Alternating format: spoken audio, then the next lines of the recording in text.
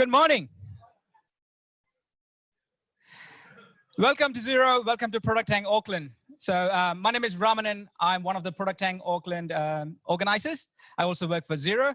I'm really glad to welcome you all to our December event. I'm in a bit of a Christmas mood, so I put up my Christmas tree last night. So I'm going to ask a social question here. How many of you have already put up the Christmas tree up? Raise your hand. Okay, cool. Now, how many of you intending to put it up, but not yet? Okay, so I'm somewhere in the middle. Just want to see. For those who are coming to ProductTank Auckland's Meetup first time, a bit about ProductTank Auckland. So ProductTank is the worldwide community for product people. We have chapters in 195 countries, or cities, sorry. And ProductTank Auckland is one of the largest. So last time I checked, it was 3,200 members. Probably the active members around a few hundreds. But the purpose of ProductTank is to bring the product people in the local community together to talk about challenges and opportunities.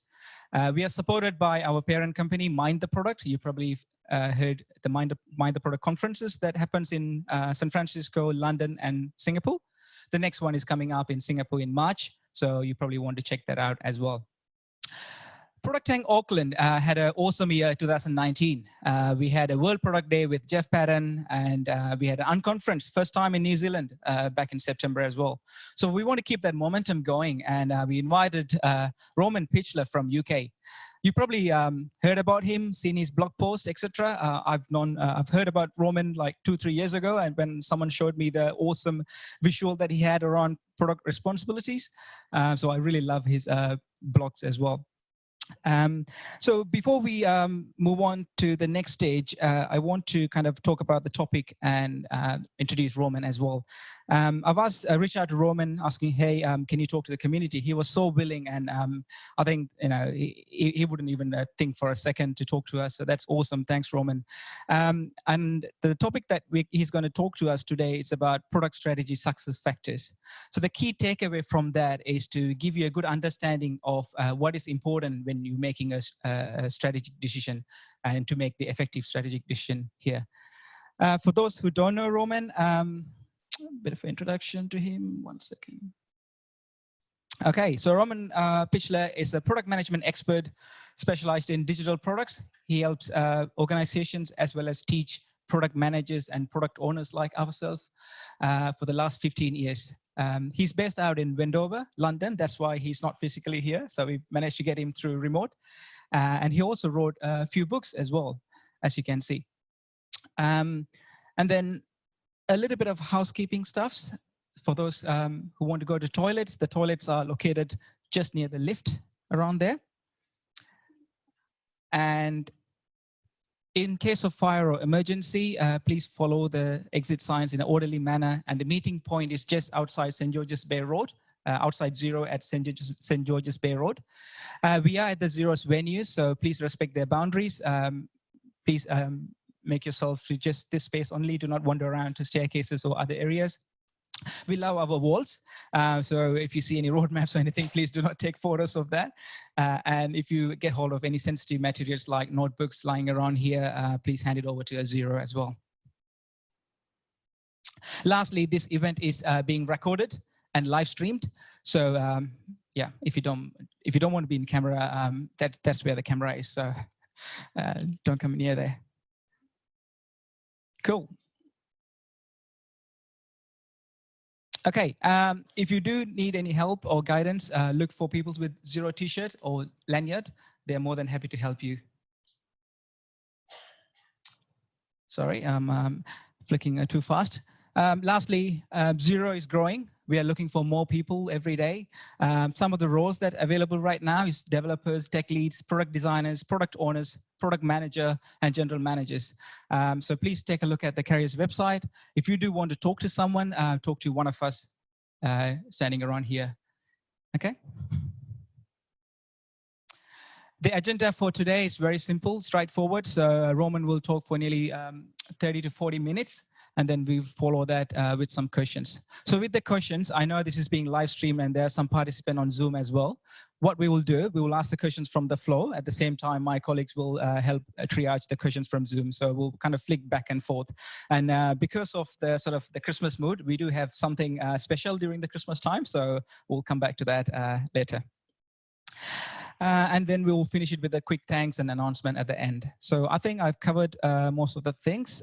So I will now hand it back to Roman. So Roman, if you can start sharing your screen, can we put him on?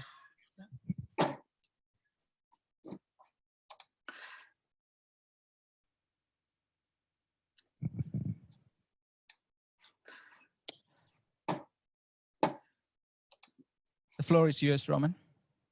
Lovely. Well, nice to be with you, and good morning. Yeah, lovely to be with you. Nice to talk to you about product strategy. And as Ramanan said in his kind introduction, I'd like to touch on a few factors that I found helpful in order to ensure that we have an effective, a valid strategy in place that hopefully helps us achieve product success. So what are those 4 factors? So the first one is tools. What tools are helpful to capture strategic decisions? Then I'd like to discuss process aspects with you, and then touch on people and skills. And finally, a few words about organizational setup and roles and responsibilities. So those are the 4 topics that I'd like to cover within the space of product strategy success factors. And I'll start with the tools. Now, I don't know about you, but I find that product strategy means different things to different people, and there isn't a universally accepted definition of what product strategy is. So I thought I'd introduce a template to you, or a structure that has helped me to capture my strategic decisions, and at the same time shares my definition of what a product strategy is. Some of you may have come across this little template here called the Product Vision Board, which I developed a few years ago, and some of you might have even used it. As its name suggests, it's not only about strategy, it's also about the vision of a product, which I suggest you cover at the top, at the horizontally aligned section. So here's the vision. And the vision for me is the ultimate purpose of a product, the positive change it should bring about. So if I wanted to develop, say, a little app that helps people become more aware of what they eat and maybe how much they eat, then the vision behind this product could be healthy eating, or maybe, to put it in a slightly more verbose way, to help people eat more healthily. Right. So this example shows that, first of all, I like to keep the vision short and sweet. So I quite like to work with a slogan. Secondly, I like to keep the vision big and not attached to the actual product idea. And that allows me at a later stage, if necessary, to make changes and pivot. So I make a drastic change to the strategy and possibly change it altogether. And instead of offering an app, writing a book, for instance, on healthy eating. And then a big, ambitious, inspirational strategy helps people to buy into it. So for me, the power from using a vision comes from it acting as sort of a north star, it creating some pull, being inspirational, and providing some motivation for the stakeholders and the development team members. Yeah, so it's what some people call a big, hairy, audacious goal, and something that you can't typically measure, something that should provide guidance for the next 5 to 10 years for your product. And you may never fully realize your vision, and that's perfectly okay in my mind. Now, what about the strategy? I capture the strategy below the vision. So the strategy then is, you could say, the path that we've chosen in order to get closer to our vision. And as you can see, I like to break strategy down into 4 key elements. And the first one talks about the target group, and that's the market or market segment the product should address.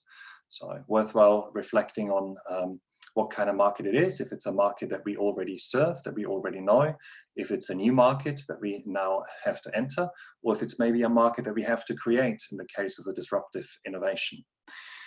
And then considering who are the beneficiaries, who are the users and customers, and describing those individuals in such a way that we can tell if somebody is a member of the target group or not. And so a common mistake I see people make when it comes to strategy is that we're being, in a way, overly ambitious, and we're trying to please too many people at once. And so I think it's very helpful, particularly for brand new products, but similarly when you make a bigger change to an existing product to, say, extend its life cycle, to focus on a fairly narrow, homogeneous market if you can, because that helps us then with the next element of the product strategy, and those are the needs. So the larger and more heterogeneous the target group is, the more needs your product typically has to address, and the more features it typically attracts. So needs, by needs I mean what is the problem, or maybe the main problem that the product solves, and or alternatively, what benefits should it provide. So some of you may have used a mapping product this morning to get to this venue. Maybe something like Apple Maps or Google Maps. That's probably a problem-solving product, helps you to get from A to B. And some of you may have used Twitter or Snapchat or Facebook this morning. That's probably a benefit-solving product, helps you to stay in touch with family and friends. Now, if a problem or benefit doesn't resonate with you, then think about the job, the main job, the primary job that the product should do for the users, or the main user goal that the product should address. So the needs really capture the value proposition, and they're really about what is the main reason for people to interact with your product. And a common mistake I see people make here is that we're trying to list too many needs and we don't prioritize them. We're not really being clear on what is the most important need, what's the primary reason for people to use or buy the product or pay for the product in some way or the other, and to describe the needs not specifically enough.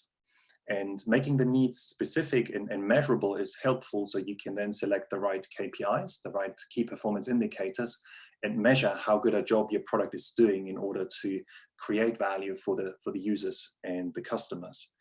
And that's again important, so we can find out if the strategy is working or not once we've launched the product. Yeah. Third section talks about the product itself. So what product is it? Is it a mobile app, web app? Sorry, is it a mobile app? Yes, a web app. What platforms do we intend to offer our product on? And maybe more importantly, what makes it stand out? What are its 3 to 5 standout features, the features that set it apart from the competition, and encourage people to choose your product over alternative competing offerings? And finally, the question, is it feasible to develop the product? Not necessarily in terms of do the technologies exist in order to create the product or enhance it, but do you have enough people with the right skills? And so mistakes I see people make here in this section is that there are too many standout features, and sort of that this section is nearly turned into a mini product backlog. But the point is not to describe your product comprehensively or in detail at this stage, but really to say what are the 3 to 5 things that give it an advantage, or make it special in one way or the other. So when you think of a product, say like the Google Chrome browser, that's now I think good 10 years old. When the team at Google first developed the product, they said, well, the product should offer 3 key features, 3 standout features: speed, simplicity, and security, as far as I know. So that's sort of what I'm after here, sort of the 3 things that really that really make your product unique in one way or another. And then last but not least, what about the business goals? What are the desired business benefits that the product should offer to the company? Any specific targets you may have? So that could be generating a revenue for a commercial revenue generating product, or reaching a profit target. Or it could be helping market and sell other products or services. So think about an online retailer's website that exists in order to sell physical goods. Or it could be to reduce cost or enhance productivity in the case of an IT application. Whatever it is, I feel it's important to write those goals down. And again, try and make them specific and measurable if you can, for the same reason that I suggested with regards to the needs. So you can select the right key performance indicators and then measure if your product is creating enough value for your business. So those are three questions that I find helpful in order to capture an effective product strategy. If this specific format, the specific template resonates with you, that's great. Then you can download it from our website. If it doesn't resonate with you, that's equally great. It's not about using a specific template or format or ticking some boxes. It's about asking the right questions and then doing the work that is necessary, the validation and research work that is necessary, so you can confidently answer those questions. And you're pretty confident that you've nailed them. So you know what the value proposition is, and you know who the target customers and users are, and so forth. So that's a template, a tool to capture product strategy. And at the same time, I've shared what my definition of a product strategy is. But a product strategy is not the only strategic planning artifact in an enterprise. And there's some other strategies and strategic documents that you may want to use. And in order to explore that notion a little bit more, I'd like to share with you what I call a strategy map, which simply, maps out the different strategic artifacts in an enterprise. So we've started by exploring product vision and strategy, and the key question or the key objective of this artifact is, this plan is to sort of show an approach, communicate an approach, how you intend to make or keep your product successful. But without knowing a little bit more about the company context, it's often difficult to get the strategy right. So I would recommend that you are aware of the overarching business strategy when you make strategic decisions for your product. And a business strategy really should communicate how the company will succeed, how the company as a whole will become or stay successful. And I quite like Roger Martin's definition of key business strategy elements. I think he suggests that within your business strategy, you should state the company's aspiration, so the company vision and the markets you want to serve, the competitive advantage you have, the capabilities you have to create or enhance, and that includes new products and updated products. And then finally, the management systems that you need to put in place in order to be successful. So the business strategy then provides the context to make strategic decisions for a given product.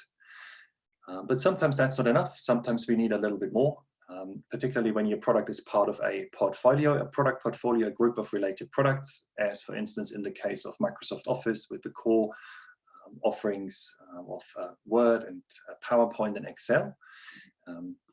And then it can be beneficial to have a portfolio strategy that essentially says how the group of products together should implement the business strategy and how that group together can be successful. And again, that provides then a richer environment. It provides more guidance to help you with strategic decisions for an individual product. Again, that's still not enough. There's some more strategic bits and bobs that you may want to put in place. For instance, you may want to capture your business model and describe how the product is going to be monetized. And as you can see, I've attached the business model here to the strategy. But you may disagree, and you may say, hold on a second, for us, the whole portfolio executes the same business model, or the whole business actually, or the whole business units, the whole group uses the same business model. That's cool. Then just change the connection. And this goes to say that what I'm showing you here is not meant to be a blueprint or a template. I'd encourage you to consider going through this exercise for your products and for your portfolio at your company, and see which of those artifacts are in place, if there are any gaps. And if there are any gaps, if it'd be worthwhile closing them.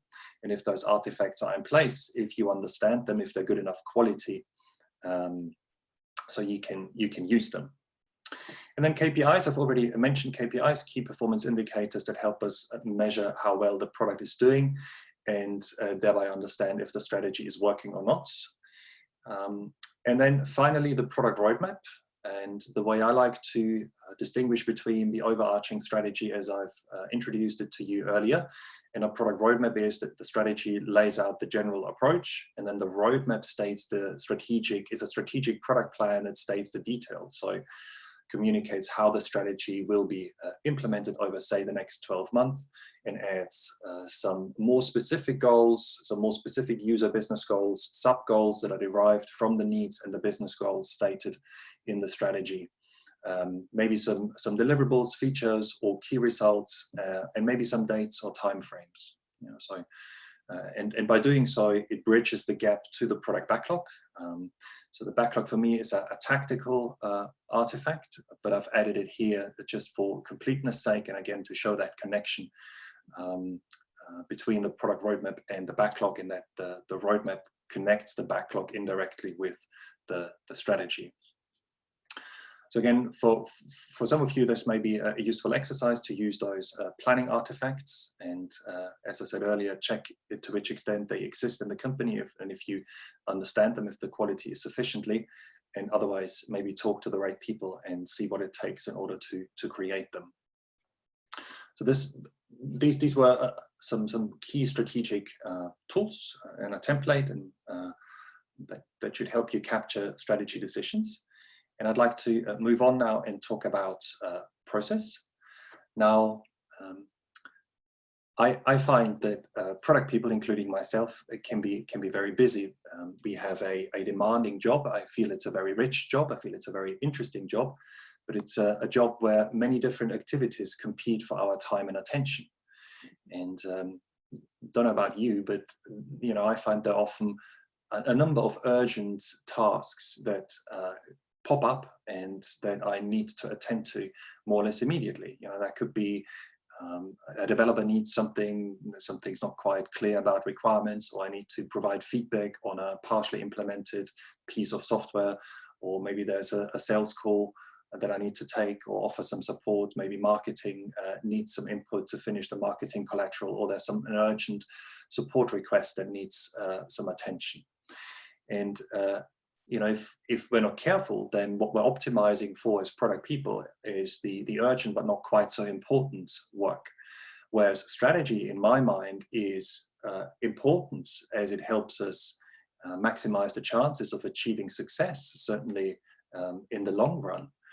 But it's usually not urgent.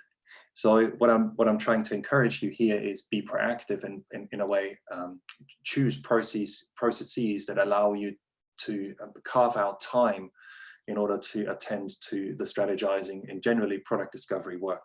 So strategy is all about playing a proactive game. It's all about spotting opportunities and threats at an early stage.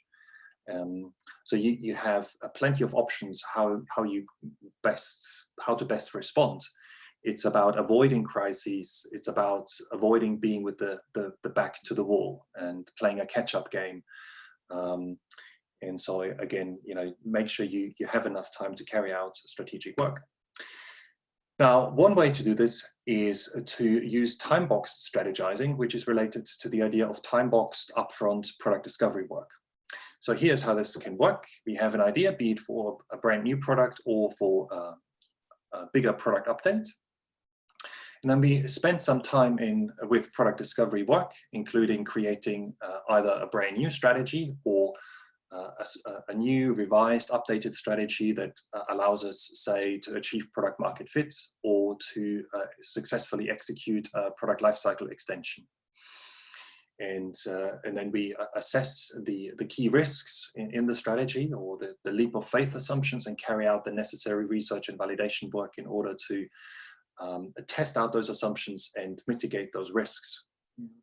And then hopefully that leads to a validated, effective strategy.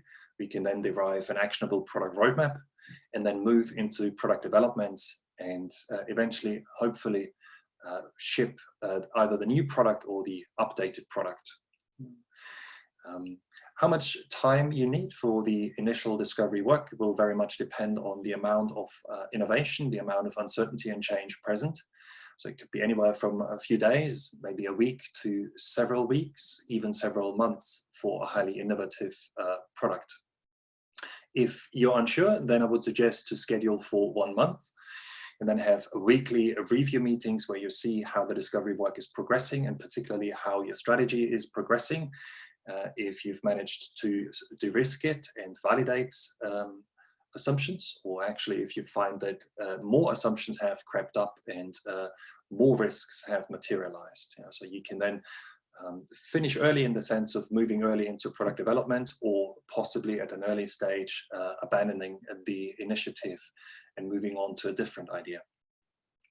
Now, I think generally as product people, that's something we're fairly good at. It's sort of, I think we do, at least the product people I see and talk to seem to be doing reasonably well at planning for those focused time box discovery and strategizing efforts. I think what's a little bit more challenging is continuous strategizing related to the idea of continuous discovery. Doing the upfront work is very helpful for, again, a brand new product or a bigger product update. But then once the new product or the update has gone live, we need to continuously attend on a regular basis, attend to discovery and strategy questions. So this entails making time to explore new ideas. That could be for enhanced features or new features and UX improvements, assessing the product performance, seeing how our product is doing, how well it's meeting its targets, see if there are any new market trends, both in terms of consumer trends, but also technology trends. Maybe there are even some relevant regulatory trends that you want to watch out for. Do some competitor research to see what the competition is up to, and do that at least once a week. So some people I know like to block out half a day in their calendar in order to get this work done. Others like to spend an hour or 2 hours a day in order to carry out this continuous strategizing work. But again, I would suggest that you consider blocking time in your calendar so the time to do strategy work is not taken up by less important but more urgent tasks, as I mentioned earlier. And then something I find very useful and very important is to engage with users and customers, not only in discovery work up front, so to speak, when we start out on a new initiative, but to continue being in touch with at least selected users and customers. And so my rule of thumb is to try and meet users once per quarter. I find it's very difficult to carry out effective and strategizing work and validation work if we don't really understand the users and we don't really understand their needs. We haven't really had the opportunity to spend time with them face to face, to observe them and to talk to them, to listen to them. And we don't really quite understand what works well for them and doesn't work well for them. And, we're not in a position to empathize with them. So for me, empathy and user understanding is as important as quantitative data.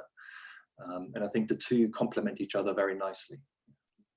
So if you can, try and make an effort to get out of the building, as Steve Blank recommended a few years ago, meet users. If that's difficult, then maybe you can work on the impediments that prevent you from doing so. And finally, schedule regular collaborative product strategy reviews in order to assess if the strategy is still working and if you have to make any bigger or smaller adjustments and changes to it. Now, the reason that I'm suggesting collaborative strategy reviews is that I find that quite often product people create a strategy, be it a new strategy or an updated strategy on their own, and then go from stakeholder to stakeholder and try and convince or persuade the individuals and get them to buy into their plan and maybe then make some adjustments. And then maybe, once that's done, go to the development team and do another sales job.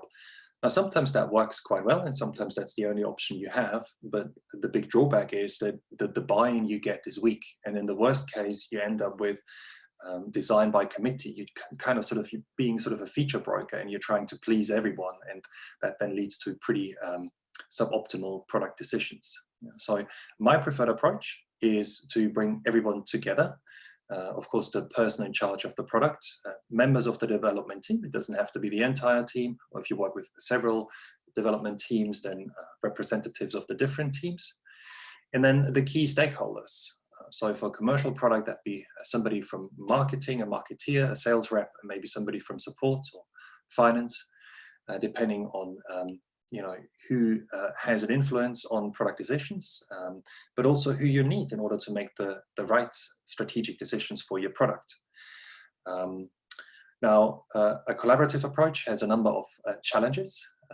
You may have very outspoken, opinionated people there. You may have some senior people there that believe that their opinion should not only be heard, but their ideas should be taken into account. So, that's the hippo syndrome, the highest paid person opinion wins.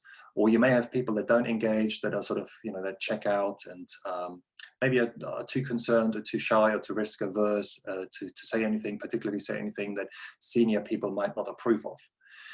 But the big benefit, if you get it right, is that you leverage the collective creativity and expertise of the people present in order to make strategic decisions, which tend to be complex in nature, in my experience. So it's often that you can't make the right strategic decisions on your own. Often you need the input from the development team in terms of feasibility and the perspectives from, say, marketing and sales and support in order to mitigate biases, but also really take a holistic outlook on your product. And then by involving those individuals, you make them feel appreciated. You give them the opportunity to contribute and influence the product decisions. And that leads to a much stronger buy-in. It leads to a much stronger support. And it tends to lead to stronger commitment and stronger motivation. And finally, by discussing options and concerns and ideas together, you ensure there's solid understanding. There's a real shared understanding.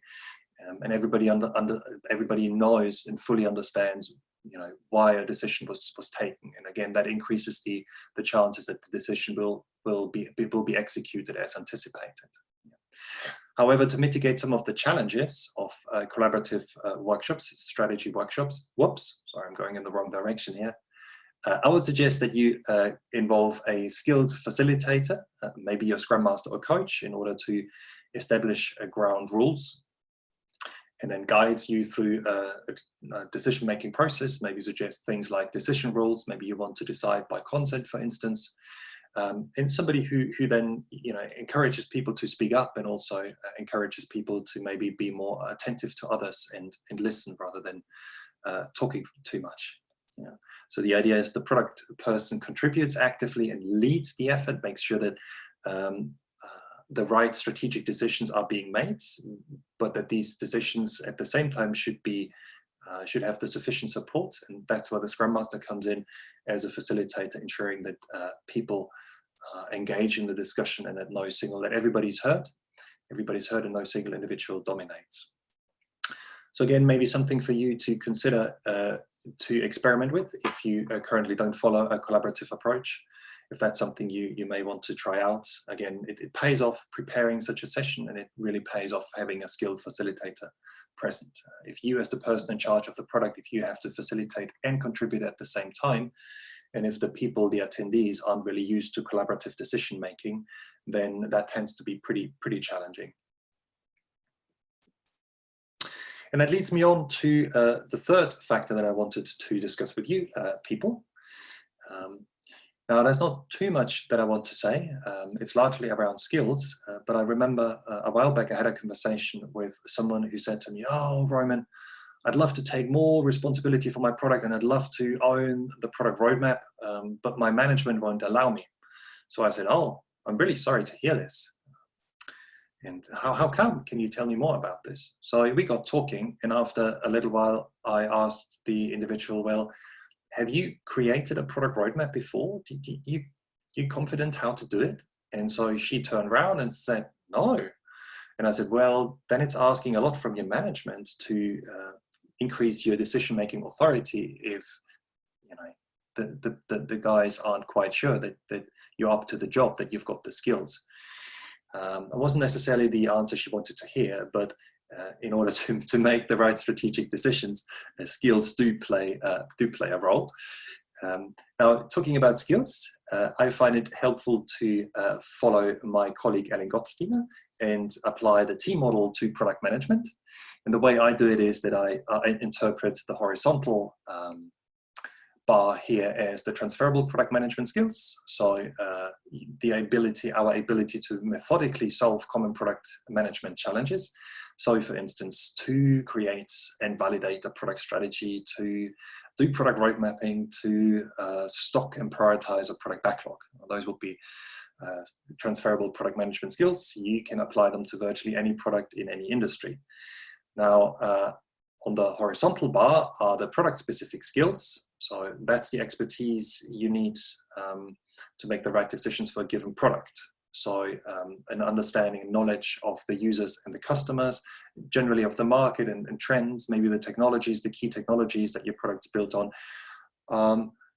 Generally the product category your product belongs to, and that includes then competitor offerings and what your competitors are up to. Now, I find that as a community, as a product management community, we tend to be quite good when it comes to the horizontal product-specific skills. Without them, it's often very difficult to move a product forward. But with regards to the horizontal transferable skills, often we have little gaps or weaknesses. So let's take a look at them. And those transferable skills I like to break down into 3 subsets: leadership skills, tactical skills, and strategic skills.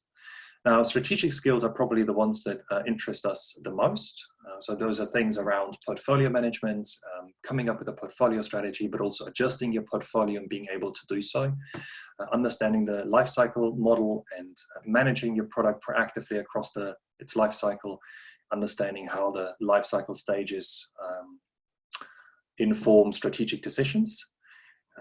Being able to create and validate a product strategy, carrying out the necessary market research, determining the right KPIs, doing product road mapping, doing business modeling and financial forecasting, and working with user models and personas.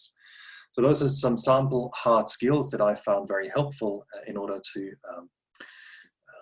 take responsibility of product strategy and make effective strategic decisions for a given product. But I find they're not quite enough. In order to bring them truly to life, I think it's very helpful to complement them with the right leadership skills, the right people skills, the right soft skills, if you want so. The things around empathy, empathy not only with the users and customers, but also with the stakeholders and development team members. If we practice empathy, if we're empathic, and if we actively listen to the stakeholders and the developers, so if we attentively listen and try and keep an open mind and be non-judgmental, and no matter if we like what we hear, or if we dislike it, if we agree or disagree, that helps us empathize with the individuals. And if we empathize, if we truly understand the individuals, then that's a trust-building measure. And if people trust us, then people will be more likely to follow our lead, and they'll be more likely to buy into strategic decisions and suggestions we make. But this is not meant to say that empathy and active listening should be there to achieve certain outputs, like a strategy. But I think it's these are skills that are very helpful, just really to build connections and effectively work and collaborate with people. Collaborative decision making would be another one. Briefly touched upon it earlier, and then a negotiation for those individuals who aren't willing or able to participate in a collaborative decision making approach. Conflict resolution, whenever we work with stakeholders from different business units and a cross-functional development team, then people are likely to have different perspectives. So it's natural that conflict emerges, but it's helpful, I find, to have some techniques how to navigate conflict, how to resolve conflict in a constructive, creative way. And maybe something around growth mindset and the ability to work on ourselves and work on our skills, and sort of believing that we are all able to learn virtually all skills with the right efforts and some perseverance. Yeah. So again, maybe this little slide is helpful for you to reflect on some of your skills and see if there are any little gaps, or if there are any weaknesses, and if it'd be worthwhile working on some of your skills through whichever learning and development methods, measures you find most helpful, be it books, blog posts, videos, online training, workshops, or whatever works for you. And that brings me to my last point, a few observations on organization and product strategy. Now, I don't have the one right blueprint, how you should set up your organization in order to always make the perfect strategic decisions, unfortunately. But there's something else that I'd like to share, and that's really about the key responsibilities and the division of labor between executive senior management and product management. So I've worked with even mid-sized companies where the executive team would make the strategic decisions of the products, and in some cases, or at least in one case, even tell the product people how they should prioritize their product backlogs. Now, of course, that makes it very difficult to take charge of strategy and make strategic decisions at all. So the division of labor that I like to suggest really is that senior and executive management are responsible for achieving business success and ensuring that an effective business strategy exists. And that means product management should be empowered to take on responsibility for the product success and making or keeping the products successful, and be responsible for ensuring that a valid product strategy exists. And as I've pointed out earlier, when we discussed, when I showed you the strategy map, the product strategy should be connected to the business strategy. And if you think back to the slide on the vision board, the product strategy, I suggested that you explicitly state the business goals on your strategy, and that allows you to tie your strategy to the overarching business strategy. And so if you then agree on targets, and if you then regularly measure how you're doing in terms of meeting those targets, then it's not so much a hope and pray situation the executives and the senior managers are in, but you've agreed on targets, hopefully realistic targets, and then you discuss together how your product is doing, and if you're meeting those targets, and if not, what kind of support you need in order to improve the situation.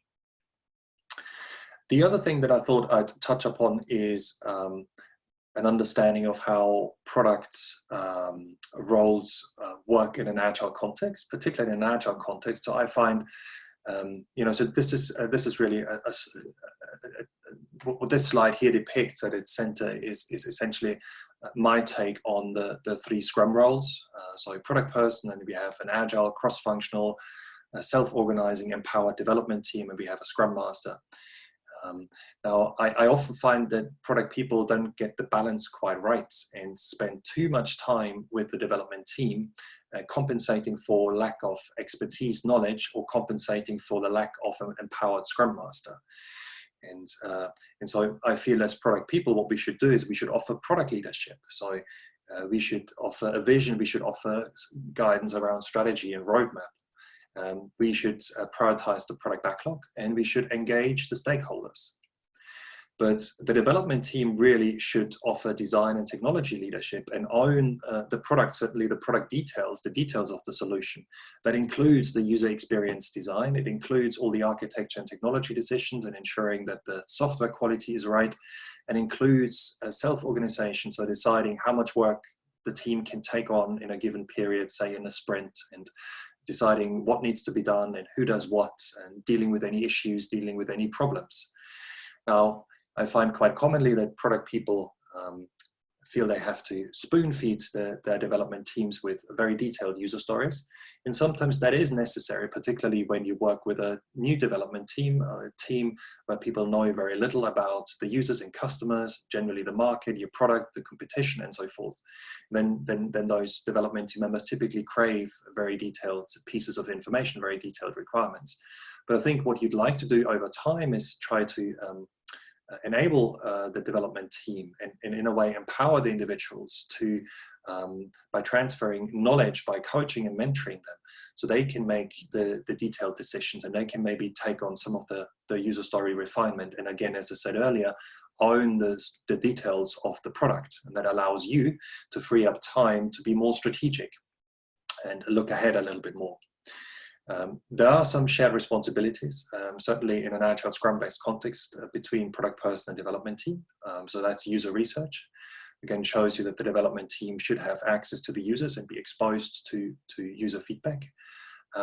Selecting sprint goals. So those are short-term operational goals for the next, say, 2 weeks, and working on the product backlog together. But again, I find, teams can over time often take on some of that product backlog refinement once they've acquired the necessary knowledge. As the person in charge, the trick is to upskill the development team members in the right way, and then let go and trust the development team members to do a good job. And then the Scrum Master is another role that is often in a way misunderstood. So for me, a Scrum Master provides a process and people leadership. I feel it's very important to have a qualified Scrum Master who's sufficiently available, and I have a strong preference to work with professional Scrum Masters, full-time Scrum Masters. So, Scrum Master provides process and method coaching, not only to the development team, but also to product people and to the stakeholders in the wider organization. Acts as a collaboration catalyst. So if there are any issues, any struggles within a development team, or if there's something not quite right between the connection of the product person and the development team, the Scrum Master would try and help. And tackle organizational changes. And that could be something like establishing an effective product management group, forming a product management group, or if you have a distributed setup, as some organizations I've worked with have, where the product people sit amongst the various business units, then make sure that this dispersed product management community is strong enough and bring people together on a regular basis. So that's something that a Scrum Master could help with, for instance. So again, here my suggestion is to reflect on how do you play the product role, particularly when you work in an agile context, and is there an opportunity to enable and empower your development team to free up your time, at least in the mid to long term, to be a little bit more strategic and ensure that the product discovery and strategizing work is not neglected. Now, sometimes people say to me, that's all good and well, but I work on a complex product where we have a whole team of product people involved. This is not going to scale, and that's right. And I think that's the final slide I have this morning. So when you have shared ownership of a product, when you collectively manage an offering, then my favorite setup is to go for one person who's in charge of the overall product, and then have other individuals who own part of that product, features preferably, or maybe in some cases, components. And then the person in charge of the overall product would lead the strategy and discovery effort. And the other individuals, the other product people would join in and be involved in that effort and collaborate. So those are my thoughts on product strategy success factors. I hope you found them a little bit helpful. There's more information available on product strategy and product roadmaps on my website, and in my book, Strategize, talks about product strategy and roadmapping practices. And I'm very much looking forward to your questions now. But if for whatever reason you can't ask a question, then don't be shy. Please drop me a line, and I promise I'll answer all questions you send me as soon as I can. So, yeah, thank you for your attention. And does anybody have any questions? Oh, just before that, let's give a big round of applause to Roman for giving his time.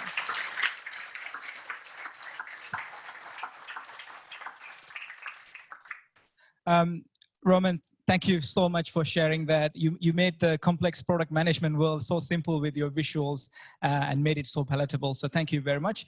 Now it's the questions time. So like I said earlier on, we will take questions from the floor as well as the Zoom. If you do have something interesting to do during the questions, in order to encourage you to ask really good questions and the questions that's most valuable, we have a question center.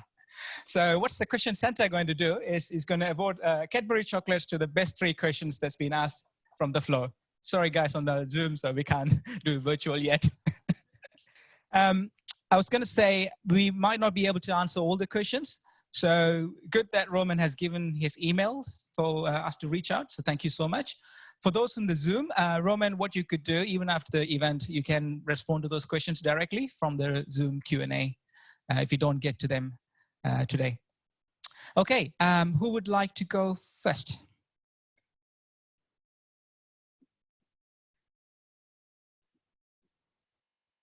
Come on, wave the chocolates. Rajiv. Hi, Roman. This is Rajiv here. In your slides, I've seen that you haven't made a specific distinction between a product owner and a product manager. You've just said a product person. So in terms of that split between strategy and tactical decisions, how much of it is with the product owner and how much of it is with the product manager? Yes, thank you very much for asking the question. It's a question I get quite commonly asked. Now, there are two product owner variants currently available. One is the original Scrum product owner, and the other one is the SAFe product owner. So SAFe is one of the agile scaling frameworks, a popular agile scaling framework. And what SAFe does is, in order to scale and scale ownership and scale product management for a given product, SAFe has separated tactical and strategic responsibilities. And so there is a strategic outward-facing product manager and a tactical inward-facing product owner. Now that's very different from the original intention and understanding in Scrum. In fact, in one of the earliest versions of Scrum, the product owner was still called product manager. And then Ken Schwaber, one of the founders of Scrum, who is mainly responsible for coining the Scrum terms, wanted to ensure that the individuals who would lead products, who would manage products, had true ownership and were empowered. And that's where the term product owner, in fact, comes from. So the idea in Scrum is that you have one person who looks after the strategy and after the tactics. Now, whichever way you do it, in whatever kind of terms you're most comfortable with, and I mean, you may have noticed that I've tried to avoid the terms product manager and product owners, and followed Rich Mirnoff's guidance, and you know, talked about product people and the product person, the person in charge of the product. What I would recommend is whenever there is a lot of, whenever your strategy is volatile, and that's typically for a pretty young product. So that's, you know, during development, developing the initial product, and then, but also usually up to the way getting close to product market fit. That during that period, you try and work with one person who's in charge of the product, and you avoid forming a product team, a team of product people. Whenever you split responsibilities and whenever you share responsibilities, there's not only an overhead, it slows you down, and there's a chance that decisions aren't properly aligned. So working with the SAFe model of having a strategic product person, a tactical product person, tends to work quite well when you have a stable product. You know, for a commercial product, you know, that's typically when the product is mature. And then your strategy isn't changing and isn't changing significantly, then you can split it, that's cool.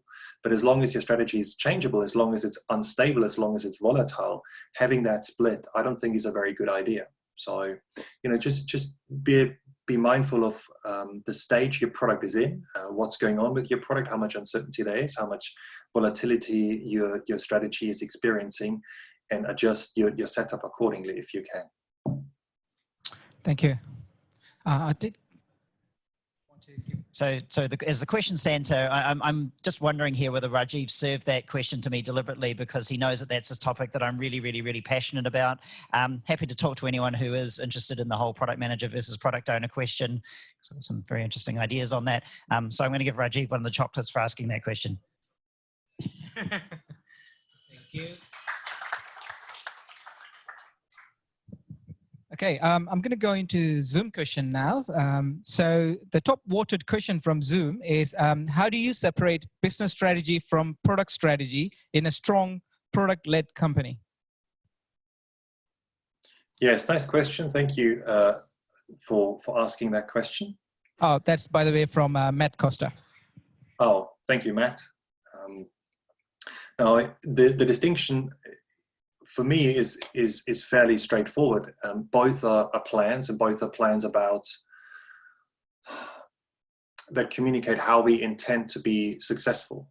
But the business strategy is about the entire company, and the product strategy is about a specific product, a specific offering, something, an asset that creates value for a distinct group of users and for the business. And I would add to this largely on its own.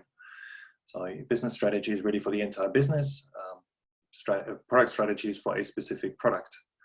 And as I tried to suggest, business strategy is usually something that is driven by executive and senior management. Product strategy should be driven by product management, by the product people. Cool. Who's next from the floor?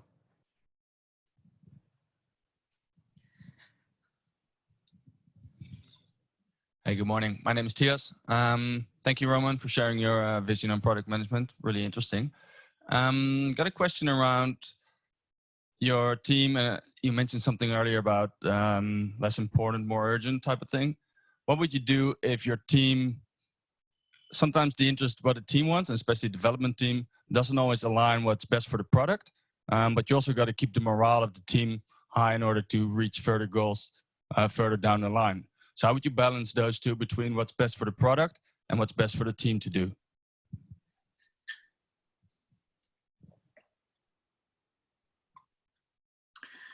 So in a way, by collaborating with the development team members and involving them in decision-making processes, creating an initial updated product strategy, carrying out some of the discovery and validation work, you hopefully address both concerns. So, hopefully that's something that motivates people. I mean, typically when you invite people to contribute to a decision and shape decisions, that increases motivation, it increases engagement, it increases commitment. And at the same time, hopefully that's a support for you. As you can draw on the individual's expertise, at least, when it comes to implementation options, and when it comes to things like what is feasible, how much effort might it be, how long might it possibly take. So that's at least part of the answer. Maybe a second part would be whenever you feel there's something not quite right in the connection, the relationship between you and the development team, then sit together with the development team, for instance, in form of a sprint retrospective, and openly discuss the issue and share your observations or share your concerns, and then ask the development team members for their perspective and for their suggestions, and listen to them. And they may have some really nice ideas, something that you haven't thought of, something that you can do that, again, works for both, for you and the development team, and addresses the two concerns that you've stated. So often talking to the individuals as a first step is a good idea. Cool, thank you. Thank you. So next question from Tash, who is on Zoom. In your diagram, you mentioned the backlog being tactical and the roadmap being strategic. Is there a value in a tactical roadmap, or does that put too much focus on granularity rather than outcomes? Yeah, thanks, Tash, for asking that question. So I really like to clearly separate between the product roadmap as a strategic product plan that typically covers something like, say, 12 months and talks about a number of product-specific goals, maybe to increase the amount of users, or increase engagement, increase conversion, increase revenue, reduce cost, reduce technical debt. Those would be sample goals that I'd like to place on a roadmap. And I should say that I have a strong preference to work with goal-oriented roadmaps. Or some people like to talk about theme-based or benefit-based or outcome-based roadmaps. I mean, to me, those terms are largely synonymous. So, I think they point towards the same idea, and that is that we really try and capture benefits or outcomes on our roadmaps, and not worry so much about features. So what that does is that any features you have on the roadmap should be derived from goals or outcomes. And also, you should keep any features coarse-grained. And so that's quite nicely then sets the roadmap apart from a more detailed tactical product backlog. It usually offers the necessary guidance to align the various stakeholders, but it reduces the volatility of the roadmap. So it's okay for the product backlog to be volatile, and it's okay for the product backlog to change frequently. I mean, typically you work on the product backlog at least once per sprint, but I think your product roadmap shouldn't need updating every 2 weeks. I mean, often that sort of cadence, that frequency is a little bit too high for the stakeholders. So it's kind of nice when your product roadmap can stay stable for 6 weeks, 2 months, maybe even 3 months. So you don't have to update it too frequently. And again, that's another reason why it's a good idea to separate between the two artifacts.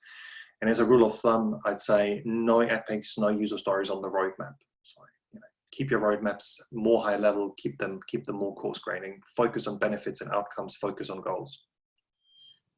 Okay, let's take some questions from the floor. There's a hand up here. Hi, Roman. I'm Ornay. Thank you for a great presentation. Just a question from my side. Sometimes you have one product that serves more than one audience, and you might have conflicts in terms of what is important to different audiences. For example, Xero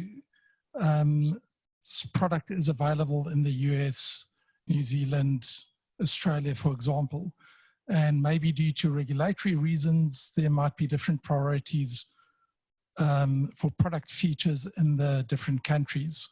Do you have any advice on the best way to approach such a situation? Yes, I think I do. So thanks for your feedback and thanks for asking the question. So what I would suggest that you consider doing is creating country-specific or region-specific variants. So versions of your product, a version for say the US, and I have to apologize, I've forgotten now the second region that you mentioned, say Asia Pacific or Europe. And each version then offers a specific set of features, or maybe even offers a specific user experience or implements different regulatory requirements. I think that's quite a common technique. What it, however, then requires is that you consider bundling shared assets, shared components, pieces of software, shared services, shared microservices, possibly into a platform, so that those shared assets aren't duplicated by the various variants that you may want to employ, but they're kind of maintained centrally.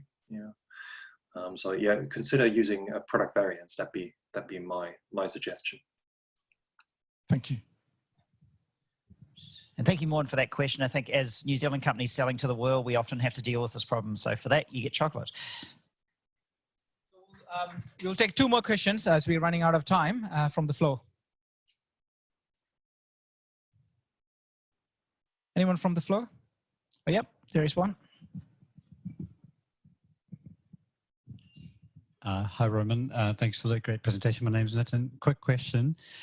How do you differentiate between customer problems versus customer needs? Sometimes they might sound similar, but you could easily get carried away with needs which may not turn out to be a product versus strong customer problems from a few customers. Mm-hmm. Yeah, thank you for the question, and again, thank you for the feedback. So I think there are two things I'd like to say. One is maybe when it comes to terminology, I'm not being very careful here, but I use needs, problem statement, benefit statements, primary job to be done, main user goal, more or less interchangeably. It's sort of, for me, those are all related concepts. They're all about why would anybody want to why would anybody want to use your product? Why would anybody want to pay for it in one way or another? What value would anybody getting out of interacting with this product? Now, the second aspect is that not all problems specific users experience are necessarily representative for your target group, for the market or market segment that you want to serve. And I think that's a little bit more tricky. That's trickier than to deal with, but because it may well require a little bit of discovery work. So if users report problems, then I think what I would suggest you do is keep track of those problems. And if a problem's been reported several times, then log into it and say, what's going on here? Is there a specific subgroup that has this problem? Is it maybe representative for the entire audience that we have? Or is it just kind of a freak thing that several individuals just had this problem recently, but really we don't think it's anything that we have to worry about, anything that is truly relevant for our target audience. So again, requires that you have a basic understanding of your users and customers, and you in terms of having gotten to know at least some of those individuals, and maybe validated your initial ideas, and then carry out any additional research and validation work in order to look into the issue. I don't know if that makes sense. Hope it makes sense. Okay, one last question, if there's any. If not, we can wrap it up. Yeah, Stephen. Yeah, thanks, Roman, for a great presentation. Not so much in your presentation, but you'd mentioned in your blog about the challenges with discussing technical debt and how to manage that with the product team. Can you perhaps talk a bit about how you've had success in having a single backlog, and how to arrive at a successful conversation there with the product manager and development team? Right, yes. Thank you for the feedback and asking the question. Yeah, technical debt is an interesting one. I think to a certain extent it's completely normal that over time a digital product accumulates a certain level of code complexity, that some of the code isn't clean anymore, spaghetti code is showing up, and bugs are appearing, and so I think for me it's helpful to recognize and bring to mind that that's just the way it is. It's just like you ride your bicycle, and at some point in time it needs to be serviced, or in fact, the more you ride it, the more regularly you should attend to your bicycles. And I'm speaking from experience here. It's not necessarily that I enjoy maintaining my bikes, but yeah, if I want to enjoy riding them, then that's something I have to do. And just like with bikes or cars, sometimes when there's a bigger issue, when more is broken, you may have to drop it off. You may have to put your car into the garage. You may have to drop off your bike at the bike shop, and may not be able then to use it for several days or even a week or so. And the same sometimes is true for products, for digital products. So once your product has accumulated a certain level of technical debt, I find that it can be a good option to take out some time. That could be a week, it could be a whole sprint, it could be even a couple of months, simply to get rid of the worst code and restructure the code, do some architecture refactoring, and in a way future-proof the product. And in order to do so, you can identify technical items that you put in the product backlog and make them high priority. So I wouldn't necessarily write user stories for those pieces of work, because I feel that unless they positively influence the user experience, because usually, they're technical in nature, but it'd be still worthwhile using the product backlog in order to drive that work and make prioritization decisions together with the development team.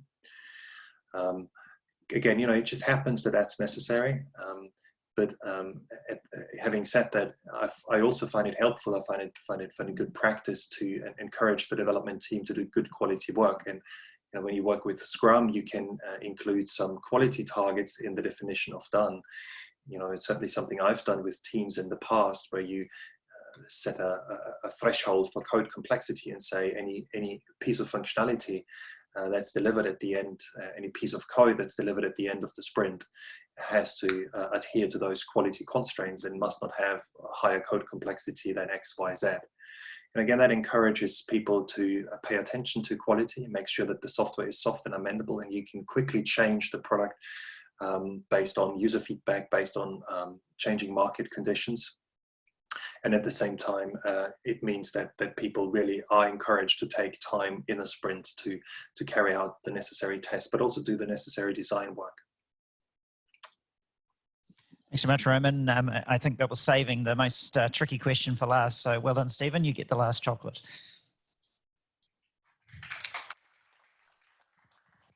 Okay, I know you all want to leave. We all need to get back to work. So just bear with me for 2-3 minutes very quickly. So Roman, a big thank you for you once again for joining us at late night from UK and answering all the questions. So one more round of applause, please, Roman. Thanks for having me. It was nice to be with you, and yeah, have a good day. Yeah. And a few more thank yous. While if you can bring the slide up, please. Thank you to Xero for providing us the venue and sponsoring the food. So thank you so much for Xero. And I'm going to call out some volunteer names. So if you're around, please stand up or raise your hand because this is a massive team effort. A lot of coordination's been here. Ashley, Madison, Namyat, Ruth, Mandy, Priyanka, Chetna, Toby, Aaron, Brooke, Natalie, Monique, and Dion from Xero. ProductTank Auckland volunteers, Anthony, David Stokes, Rudolph, Ginger, Saron, David James, Celia, and Audrey. Thank you so much for all of you. Let's give a big round of applause to those volunteers. Some quick announcements. For 2020, we are looking for speakers, some inspirations for topics, and of course the venue. So if you do have any of these, please reach out to us via Slack, Meetup, or talk to one of the ProductTank Auckland volunteers here. We are planning to organize a pre-Christmas drinks. So we'll announce the date shortly on the Meetup. It will be sometime around the 17th of December. And lastly, please feel free to finish the breakfast if there's anything left. But you can, we are welcome to hang around for a few more minutes, but please vacate by 9:30 a.m. because there's work people would need to come in.